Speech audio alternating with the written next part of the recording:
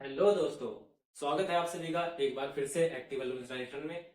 अब हम इस वीडियो में सीखने वाले हैं चार्ट के हिसाब से कि चार्ट से हम हृदय के चक्र को कैसे समझ सकते हैं। अभी तक हमने सीखा कि हमने हृदय बनाया और फेफड़े अलग बनाए थे, उसमें वाल्व अलग बनाई थी, तो चित्र से समझने की कोशिश की थी। अब हम इस प्रोसेस को पूरे को, जो हमारे कार्डिक सर्कल होता है, कार्डिक चक्र होता है या हृदय चक्र जिसको बोलते हैं, या फिर कह सकते हैं कि पूरे खून का जो हमारा घुमाव होता है पूरे शरीर में वो कैसे होता है, उसको हम एक चार्ट के हिसाब से समझने की कोशिश करेंगे। और चार्ट हमने एक आपके सामने बोर्ड पे बनाया है कि इसमें चीजों को आप आसान तरीके से समझ पाएंगे, आसान भाषा में समझ पाएंगे कि किसके बाद क्या चीज होती है। ठीक है, तो हमने लिखा कि ह्यूमन हार्ट मानव हृदय। ठीक है, बाई चार्ट। क्या लिखा? बाई चार्ट, यानी कि चार्ट के द्वारा। क्या लिखा? कार्डिक सर्कल और कार्डिक साइकिल और ब्लड सर्कुलेशन, यानी कि पूरे पूरे रक्त का परिसंचरण। रक्त परिसंचरण आपने टॉपिक सुना होगा, वही यहाँ पे हम कवर करने वाले हैं कि पूरा प्रोसेस कैसे होता है, और आपको एक छोटी छोटी चीजों का पता लग जाएगा कि कैसे होता है। हमने सीखा था कि हमारी बॉडी, जो अंग होते हैं, जितने भी अंग हैं, वो ऑक्सीजन का ब्लड का यूज करके, ऑक्सीजन युक्त ब्लड का यूज करके उसमें CO2 मिला देते हैं और बाहर की तरफ, हमारे फेफड़ों की तरफ भेज देते हैं। ठीक है, हम मान लेते हैं कि अंग ने क्या करा, ब्लड को छोड़ दिया। अब ब्लड को छोड़ दिया तो कैसा ब्लड छोड़ेगा? वो CO2 मिक्स वाला ब्लड छोड़ेगा। ठीक है, यानी कि कार्बन डाइऑक्साइड उसमें मिला दी और उसको फेफड़ों की तरफ वो भेज रहा है। ठीक है, तो CO2 मिक्स वाला, यानी कि डीऑक्सीड डीऑक्सीड ब्लड उसने छोड़ दिया। डाइऑक्सिड बोल सकते हो, डीऑक्सी ब्लड छोड़ सकते बोल सकते हो। ठीक है, तो ये इम्प्योर ब्लड होता है। कैसा होता है? इम्प्योर ब्लड होता है, अशुद्ध रक्त होता है।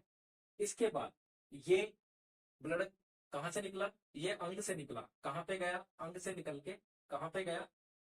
CO2 वाला सिराओं में गया। कहां पे गया? सिराओं में गया। अंग से निकला CO2 वाला ब्लड, और वो ब्लड कहां पे जाएगा? कभी भी धमनियों में नहीं जाएगा। ठीक है, सिराओं में जाएगा, वेन्स में जाएगा। ये बात पता लगी कि अशुद्ध ब्लड कहाँ आएगा? वेन्स में आएगा।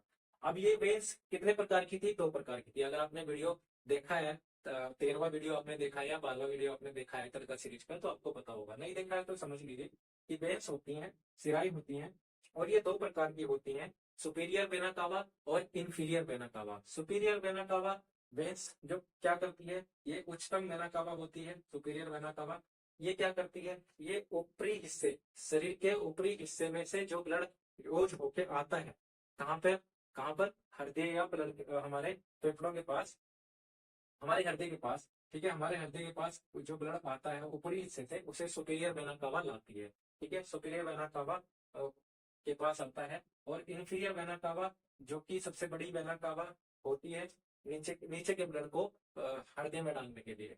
ठीक है, हृदय में डालने के लिए। तो दो दो वेन्स हो गई, मेन वेन्स हो गई है, दो पाइप मेन मेन हो गए, जिनसे नीचे का ब्लड और ऊपर का ब्लड दोनों कहाँ पे जा रहे हैं? हमारे हृदय के पास जा रहे हैं, राइट आर्टरी में जा रहे थे। ठीक है, राइट आर्टरी में जा रहे थे। हमने दिल बनाया था, और दिल में एक छोटा सा मैं बना देता हूँ। हमने ऐसे करके एक दिल बनाया था। इसमें ये राइट आर्टरी है, और इसमें ही ये सुपीरियर वेना कावा और इंफीरियर वेना कावा क्या डालती है? ठीक है, ये अशुद्ध रक्त को डाल देती है। यहाँ से तीन वाल्व, हमने बात की थी, यहाँ पे तीन वाल्व थी, और ये तीन वाल्व ट्राइकप्सिड वाल्व होती हैं। इनके द्वारा फिर ये राइट वेंट्रिकल में आ जाता है। ठीक है, राइट वेंट्रिकल में आ जाता है, और राइट वेंट्रिकल में इन तीनों वाल्व का नाम ट्राइकप्सिड वाल्व है। ठीक है, ये हम चार्ट में समझ रहे हैं ना, तो एक एक चीज को समझ रहेंगे। तीनों वाल्व का नाम ट्राइकप्सिड वाल्व है, ये भी क्लियर किया हुआ है। ठीक है, राइट वेंट्रिकल में आ गया। राइट वेंट्रिकल में आने के बाद ये कहाँ पे जाता है? यहाँ पर अर्धचंद्राकार आकार की एक वाल्व होती है, जिसको सेमिनुलर वाल्व बोलते हैं। सेमिनुलर वाल्व, अर्धचंद्राकार वाल्व से ये कहाँ पे जाता है? लंग्स के पास, यहाँ से भेज देता है। किसको? CO2 वाले खून को।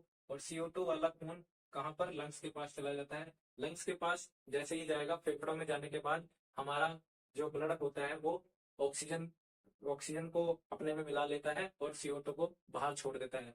ठीक है, तो लंग्स CO2 को बाहर कर देता है और ऑक्सीजन उसमें डाल देता है। अब ये ऑक्सीजन युक्त वाला ब्लड कहाँ पे भेजेगा, लेफ्ट आर्टरी में चला जाएगा, यानी कि यहाँ पे लेफ्ट आर्टरी इसको बोलते हैं। लेफ्ट आर्टरी में ये CO2 वाला ब्लड डाल देगा और यहाँ पर से फिर से दो वाल्व यहाँ होती हैं, यहाँ से दो वाल्व बाइकप्सिड वाल्व बोलते हैं। ठीक है, बाइकप्सिड वाल्व से ये कहाँ पे जाएगा, ये लेफ्ट वेंट्रिकल में जाएगा। लेफ्ट वेंट्रिकल से होते हुए ये फिर से कहाँ पे भेज दिया जाएगा, ये अरोटा जो सबसे बड़ी क्या होती है, आर्टरी होती है, उस अरोटा के द्वारा कहाँ पे भेज दिया जाएगा, सभी अंगों को ब्लड भेज दिया जाएगा। कौन सा ब्लड, O2 युक्त ब्लड।